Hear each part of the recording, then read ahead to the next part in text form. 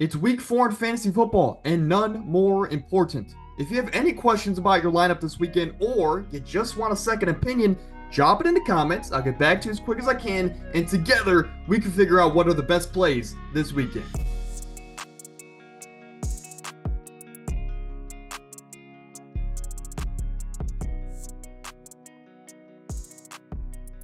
This is a weekly video series, of course, here on the channel, and I want to start this like we have done every video so far with accountability. It's one thing to come onto this podcast and to give you guys certain plays every week, but I want to stay accountable. These are the plays I gave you in last week's video. On the year, we're guessing these at about a 71% correct rate, so not where I want to be, but I think you can trust me. Let's start off here with the Indianapolis Colts in general, outside of Jonathan Taylor. And we'll start here with the quarterback because they're playing a defense in the Pittsburgh Steelers that have shut down fantasy players all season.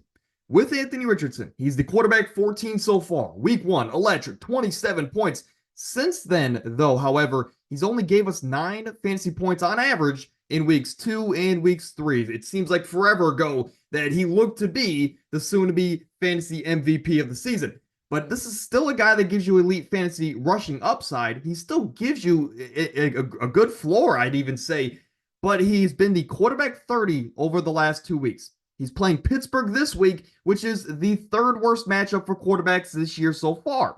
Pittsburgh controls the clock. They like to play slow. They like to, again, run the ball more than anybody in the league. And that is going to lead to a low-scoring affair like we saw in Pittsburgh's games all season long. So that means for the Colts, unless you're getting these explosive big plays, unless you can force Pittsburgh out of their scheme, it doesn't look like you're going to have a very high upside for fantasy players this week in Indianapolis. So for Anthony Richardson, I understand we drafted him to be our starter. We drafted him to be our darling this year, our fantasy MVP. But I'm going to sit him. I think there's other guys like Sam Darnold. There's other guys on the market like Justin Fields that might be a better play than Richardson this weekend. Would I do it? Probably not. But again, Richardson, very low floor, and I'd even say very low upside this week in Pittsburgh, week 4. Michael Pittman's going to join him. This is a team that, again, has a very tough matchup, as I've stated already. For Pittman, though, he's playing Pittsburgh, which is the 25th worst matchup for the wide receiver position. And so far on the year, Michael Pittman's the wide receiver 70. That's not even a top 6 wide receiver that we drafted him to be.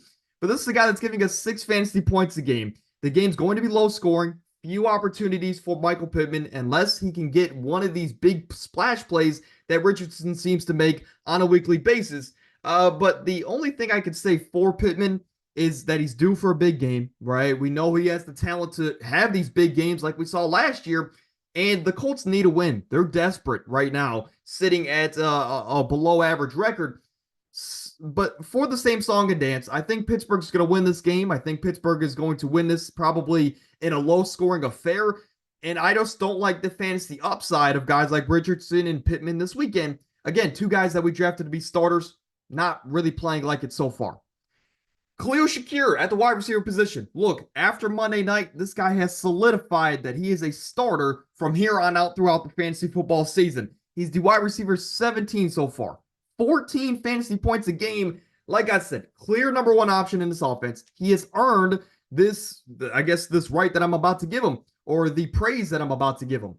He's playing Baltimore this weekend, on the road in Baltimore. Baltimore is the 6th best matchup for the wide receiver position this year, and primarily the slot wide receivers, they've dominated against Baltimore this year, starting with Rashee Rice, and there's some others I could mention.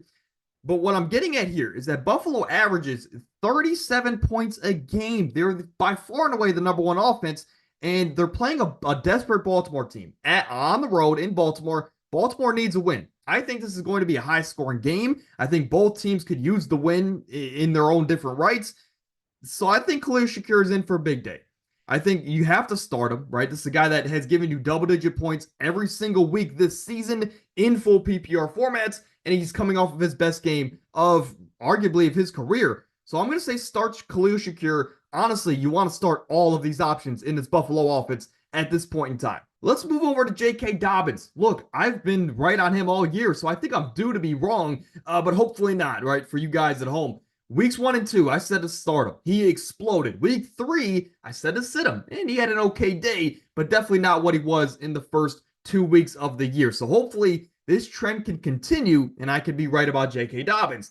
He's the running back 12 so far, 17 fantasy points a game, the clear-cut number 1 running back at this point in time over a guy like Gus Edwards. Now, there's a lot of cons this week, a lot of things to worry about for J.K. Dobbins. Justin Herbert, is he going to play with his foot injury? And if he does play, I think there's just going to be so much pressure applied to this offense. And I think they're going to get down early. And I think they're going to have to throw a lot in the second half of this game. Now, J.K. Dobbins might get a lot of that receiving work, but Kansas City is very good at stopping the running backs, not only just in the rushing game, but in the receiving game as well. This year, they are the 29th matchup against the 29th defense against the running back position. So not a great matchup is what I'm getting at here. Kansas City has limited running backs like Derrick Henry, Zach Moss, and Bijan Robinson to their worst games throughout the first 3 weeks of each of their individual seasons. Again, it's tough to say because if the Chargers are going to have any chance in this game, it has to be because of Quentin Johnston and J.K. Dobbins most notably. But I'm going to say sit J.K. Dobbins, man. Hopefully the trend continues. Hopefully I'm right. But 2 straight weeks, 2 tough defenses. I don't think you panic at all. Again, it's the matchups that we just ran into, right? A rough patch with J.K. Dobbins. But I'm going to say to sit him yet again in week 4. The thumbnail of the video, Jackson Smith-Njigba. Look, this is a guy that has a very dynamic season, we could say. Week 1, not very good. Week 2, he exploded. Week 3, you probably started him. And, of course, he burned you, as he did for me in one of my leagues. But he's playing Detroit this week. That is the second best matchup for the wide receiver position. And they are the number 1 matchup for slot wide receivers.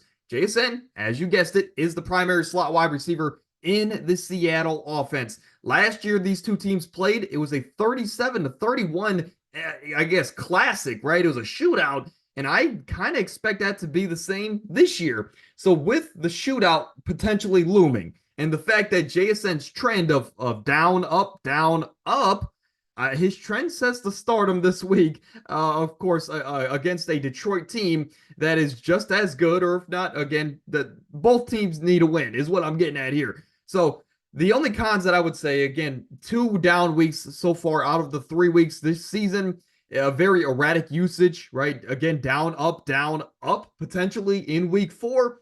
But I'm going to say we're going to start JSN here, again, on the thumbnail. You knew it was happening, but I think this could be a big game for JSN and for the Seattle Seahawks here on the road against Denver, or Detroit, excuse me. I don't know if I've been saying Denver. Regardless, let's transition over to some of our deeper league options. Unless you've just ran into a ton of injuries at the wide receiver position, these are some guys that last week did very good, right? Including Allen Lazard, which I told you guys to start him last week. This week, I want to talk about some wide receiver 2s, guys that you could pick up off waivers even and start in your lineups for week number 4. Allen Lazard, like I said last week, I was high on him and he delivered. This year, he's giving us 13.5 fantasy points a game. Elite production from a wide receiver 2 or even a flex play for most of our lineups. But this is a Jets team that I like for a lot of reasons this weekend. They're playing Denver, okay, all right? Patrick Surtain is maybe the best cornerback in the league. He's going to be shutting down and shadowing Garrett Wilson all day. So that means if the Jets are going to have a chance in this game, they got to move the ball somehow. And if it's not Breece Hall, I think it's Allen Lazard. As we've already seen, the connection is still great between Rodgers and Lazard this season. So I think Lazard is set to have a ton of targets. And on top of that, Nathaniel Hackett was the old head coach in Denver. He's the offensive coordinator now for the New York Jets offense. It's a revenge game, some would say. So I think Lazard is in for a big day. And again, I'm going to say start him, right? Again, he's not as safe as Garrett Wilson. He's not as safe as some of these big name guys. But if you need a wide receiver off the waivers or a guy, again, if you've been dealing with injuries, Allen Lazard, I think, is the best option this week to throw in your lineups, again, off the waivers potentially. The other guy, again, technically the wide receiver 1 on the season this year is Jaan Jennings. If you told me to bet my house on that before the season, I wouldn't have, right? But this is a guy that, again, 46 fantasy points last week, and I like him for a lot of the same reasons. Theoretically, that I like Alan Lazard. They're playing New England this weekend. Christian Gonzalez is an amazing corner, and if Deebo Samuel was out this weekend, Christian Gonzalez is going to be guarding Brandon Ayuk, who has ultimately struggled as well this season. So Jaan Jennings is a wide receiver too. He's going to eat against the Patriots, as we've seen guys like Lazard do last week. Wide receiver twos tend to do well because of how dominant Christian Gonzalez is on the other side of the field. Now, if Deebo is out, I like this play. If Deebo is in, it's a bit of a questionable, I guess, play and start for your lineups. But if Deebo is out, you're potentially looking at the same situation as last week, where Deebo, Christian McCaffrey are both out, the two heavy hitters in this offense, and then George Kittle. He might not play again in week number 4. But even if he does, if George Kittle's the only one to play out of those three, I like Jaan Jennings as a wide receiver too, in a matchup where the Niners are desperate for a win. They need to get back on the right track. And if Christian Gonzalez is going to be on Brandon Ayuk, Jaan Jennings might be in for another, let's say, 10 to 15 point week. Please don't expect 46 again from Jennings. Here's a quick recap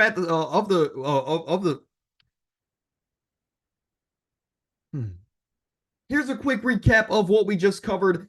4 sits, 4 starts. Now, if you made it to this point, you also get the Cam Akers. Now, again, Joe Mixon dealing with an injury. Cam Akers is set to be the starter in Houston.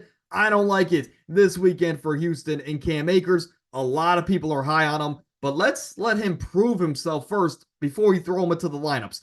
But here are the 4 sits, the 4 starts, 71% correct rate on the season. Hopefully it can stay that way.